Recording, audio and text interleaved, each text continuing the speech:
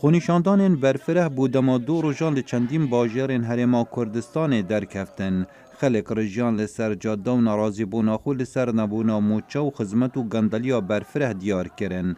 لباجارین سلیمانیه و حلبچه و چمچمال و رانیه و چندین جهندی ریپروبون خونیشاندران دگل هیزن اولهی بو اگرا کشتنا بکیمی و 6 کسان و 7 خونیشاندرین دی بریندار بون.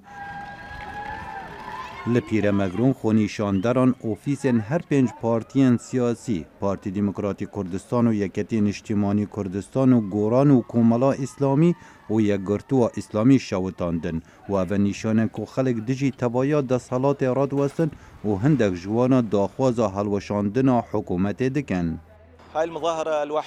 اوه خونیشاندان ابتنه یک و امچو داخوازا جو حکومت ناکین. داخوازا مبتنه اوه که افده صلاته حکومت و پرلمان نمینن. برینا بوجا هرما کردستان جعالی بغداوا و گندلیه و نبونا سیاست که آبوری آرون حکومت هرم نکاری موچه اون کارمندین خوب بودمه که درش مسوگر بکد و جیانا خلکی هرم آلوستر کرد. تقریبا صار اوه نزیکی سه ماهای ما موچه خوار نگرتیه. ام خو پیشاندانان دکن جبر برینا دراوه ما. پارلمان و حکومت هرما کردستان لسر خونیشاندانان بیان نامه بلاف کرن او دبیجن خونیشاندان مافکی روایه لنابج آرمانجا خود درکوه و ببتجه در تندوتی جیان.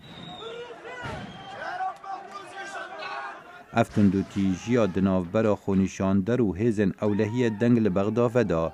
سروک وزیر عراق حیدر العبادی دبیجتن او تفلیو پرسه ببد اگر زیدگاوی دجی ولاتین عراقی بیتا کرن. ما راح نوقف متفرجين اذا صار قمع المواطنين. ام دزگرتی نامینن اگر ولاتی بین تپسر کرن. ولاتی عراقی لهر جهه کی اگر زیدگاوی بسر ولاتیان هاتا کرن باوای کیش دروی دستور و قانون امی توانبارا جزا بکن.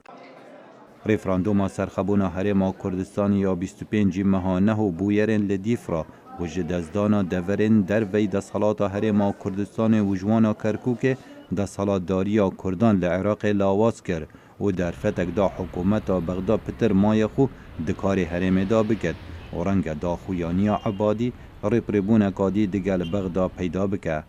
خالد فتاح، دنگ امریکا.